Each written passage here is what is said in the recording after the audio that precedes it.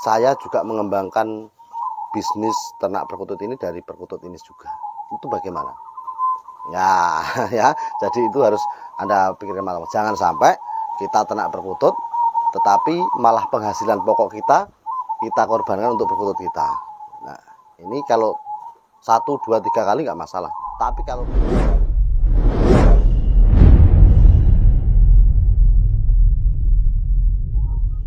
Bismillahirrahmanirrahim. Assalamualaikum warahmatullahi wabarakatuh. Salam komania, salam sejahtera untuk kita semua.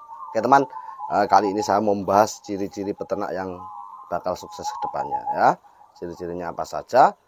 Mari kita belajar bersama-sama sesuai dengan apa yang pernah saya alami dari 0 sampai sekarang. Oke, langsung saja yang pertama. Nanti setelah saya upload video ini mungkin ada video short beberapa video induan-induan perkutut saya sebagai langkah untuk pemula bisa dipesan dengan catatan nanti saya sampaikan ya, dengan catatan ada babuan atau perkutut crossing lainnya yang untuk siap untuk dititipin telur. Karena apa? Perkutut yang saya upload nanti birainya bagus, produksinya bagus, sehingga teman-teman bisa mempercepat telurnya ketika anaknya perkutut yang saya jual nanti belum mandiri ya. Kalau nggak Anda percepat, mubazir telurnya ya, karena kebanyakan ya pecah karena anaknya masih kecil. Oke, langsung saja. Yang pertama adalah niat. Nah, modal itu tidak jadi jaminan Anda akan jadi peternak yang sukses ya. Banyak peternak dengan modal besar itu gulung tikar banyak ya.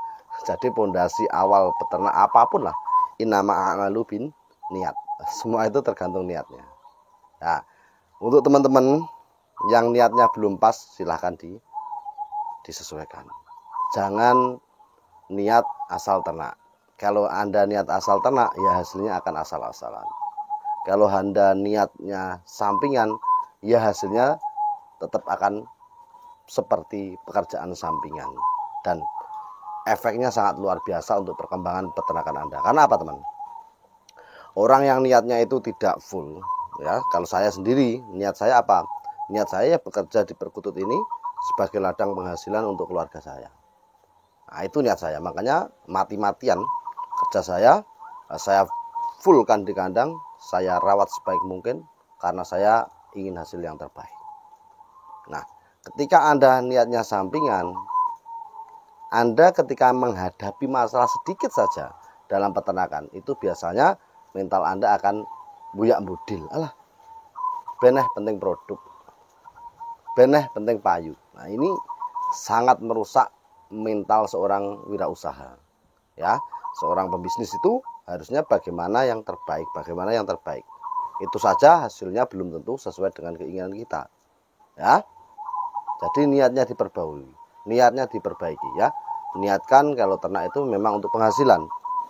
Ketika Anda niatnya untuk penghasilan, maka akan ada rasa cinta di situ. Ya, akan ada rasa cinta di situ. Karena apa? Dengan kecintaan Anda, pekerjaan itu akan semakin ringan. Orang bekerja apapun itu kalau tidak dasarnya cinta, selesai. Ya, makanya ada seorang motivator itu bilang, kerjakan apa yang kamu cintai, maka akan akan jadi sesuatu yang membanggakan di kemudian hari. Intinya ketika kita mengerjakan apa yang kita cintai, insya Allah kita akan jadi ahlinya di bidang itu. Kalau kita ahlinya di bidang itu, maka tidak menuntut kemungkinan uang yang akan mencari kita, bukan kita yang mencari uang. Meskipun semua itu tetap awalnya kita berusaha untuk memancingnya, ya, memancing uang tersebut. Oke, jadi niatnya yang diperbarui, niatnya dibagusin, diperbarui. Itu saran saya. Tetapi kalau Anda memang niatnya ya penting ikut-ikutan ya monggo. Tapi untuk teman-teman yang memang mau berpenghasilan dari perkutut ini, tanamkan dulu rasa cinta, kerjakan semaksimal mungkin, niatkan yang baik ya, niatkan untuk ibadah. Jadi niatkan ternak kutut ini penghasilannya untuk mencukupi keluarga kita ya. Karena apa? Bekerja untuk keluarga itu sama saja ibadah juga ya. Semua yang diniatkan karena Allah ya, itu semuanya termasuk ibadah.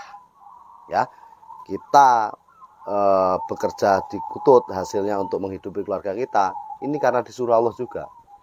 Allah menyuruh kita untuk mencukupi kebutuhan keluarga kita ya. Jadi kita sebagai laki-laki tanggung jawab kita seperti itu. Oke, jadi niatnya diperbarui. Kalau Anda belum pas, monggo diperbarui dengan seperti yang apa saya bilang, niat untuk mencukupi keluarga. Yang kedua, Anda harus punya niat greget untuk terus belajar ya. Karena setahu saya peternak-peternak yang gagal itu peternak yang masa bodoh. Dia tidak pernah pingin menjadi orang yang beda.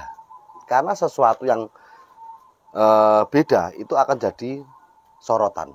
Kalau jadi sorotan, maka Anda akan jadi orang antara dua orang. Satu paling jelek, dua paling baik atau paling unggul dalam bidang apa saja ya. Dalam bidang apa saja. Ketika kamu gagal dan tidak bangkit lagi, maka kamu akan jadi terpuruk tadi. Terjelek, dalam arti jelek itu terpuruk, nggak berani bangkit. Tapi kalau Anda berhasil beda dengan yang lain, maka Anda akan jadi sorotan orang tersebut. Memang susah teman, memang susah ya. Kadang itu saya memberi briefing, memberi masukan kepada orang itu, dia langsung jawab gini, wah burungnya ini musimnya seperti ini mas, musimnya hancur-hancuran harga dan lain-lain. Justru teman, justru saya pernah bilang di status Facebook, justru momen terbaik itu momen yang seperti itu ya. Mental Anda diuji sebagai penjual. Sama saja saya sebagai peternak di saat seperti ini diuji juga, kuat bertahan atau tidak. Sama, ujiannya sama ya, sama. Penjualan makin sulit ya, ada yang bilang seperti itu. Kalau saya sendiri biasa, saya itu intinya jualan seperti ini teman ya. Karena saya punyanya YouTube, punya Facebook, punya IG, punya snack video, ya saya usaha semaksimal mungkin ya. Saya bekerja semaksimal mungkin, menawarkan barang saya, menawarkan perkutut saya di snack video, di YouTube, di Facebook, semua saya tawarkan ya. Nanti laku tidaknya itu urusan Allah Subhanahu wa taala ya. Jadi kita jangan ngurusin sesuatu yang bukan urusan kita. Tugas kita cuma bekerja semaksimal mungkin, berdoa sebaik mungkin. Oke, apapun yang terjadi, yakinlah itu yang terbaik untuk kita. Yakinlah Allah Subhanahu wa taala Maha baik, Maha penyayang. Tenang, usaha itu akan terasa tenang, akan terasa menyenangkan. Karena apa? Kita bekerja untuk keluarga senang, kita ikut senang, kan itu. Ya, jadi terus belajar. Kalau Anda tidak terus belajar, biasanya ya vakum di tempat, ataupun peternakan Anda itu akan standby. Dalam arti apa? Satu, Anda tidak akan paham persilangan. Ini yang saya bahas perkutut lokal warna ya. Dua, Anda membedakan jantan dan betina saja sampai ternak tahunan masih bingung ya, masih bingung, terlalu bingung. Kalau bingung biasa, kadang saya juga bingung karena ketika menghadapi jodohan yang posturnya sama. Tapi tidak terlalu bingung. Karena apa? Dalam penjodohan 10 pasang biasanya saya yang salah 1-2 biasa. Dalam 50 pasang biasanya yang salah itu tidak sampai 10 pasang. Wajar. Ya wajar, karena kita cuma memprediksi. Perkutut warnanya sama ya, bodinya sama, beda dengan burung lain. Kalau warnanya beda kan ada. Kalau perkutut susah ya, susah. Kalau masih crossing mudah, agak mudah. Bagi saya crossing itu agak mudah. Karena apa? Dilihat dari pupur dan lain-lain banyak perbedaan. Tapi kalau sudah putih, mega mendung, udan mas. Nah, ya, jadi perbedaan yang paling sulit itu bagi saya di perkutut warna ya. Entah putih, entah udan mas, entah mega mendung. Kalau mega mendung agak mudah ya, mega mendung agak mudah. Yang susah itu putih dan udan mas. Makanya di sini penjualan kadang teman-teman itu banyak yang salah ya. Oke, jadi terus belajar ya. Bagaimana pian saya mau kok mati terus, tempat masan tidak. bagaimana indukan saya macet, tempat masan tidak. Nah, ini jadi referensi Anda untuk terus belajar menggali kekurangan-kekurangan yang ada di kandang peternakan Anda. Ya, tidak harus plek dengan saya, tidak, tetapi paling tidak Anda bisa menyesuaikan kondisi perkutut Anda dengan kandang ternak Anda. Oke, terus belajar sampai saat ini pun saya masih belajar. Saya masih nonton channel-channel lain untuk perbandingan bagaimana penelitian saya dengan peternak lain itu bagaimana. Ya kadang saya juga lucu saja lucu saja, teknik yang diberikan itu kadang bertolak belakang dengan saya, sedangkan mereka ternak baru 5-6 pasang. Tapi nggak masalah, semua itu ilmu. Jadi untuk teman-teman pelajari semua. Setelah mempelajari semua, baru Anda ambil keputusan yang terbaik mana dimodifikasi. Oke, yang ketiga, Anda harus punya mindset yang tepat. Ya, mindset itu pola pikir. Ya, jadi prinsip saya dulu, bagaimana saya ternak burung perkutut ini, tetapi saya juga mengembangkan bisnis ternak perkutut ini dari perkutut ini juga. Itu bagaimana? Ya, ya. Jadi itu harus Anda pikirkan malam. Jangan sampai kita ternak perkutut, tetapi malah penghasilan pokok kita korbankan untuk perkutut kita. Nah, ini kalau 1, 2, 3 kali nggak masalah. Tapi kalau berlarut-larut, bisa mempengaruhi mindset Anda, bisa mempengaruhi niat awal Anda. Ya, bisa jadi penghalang target Anda. Karena yang terakhir apa? Target. Ya, target.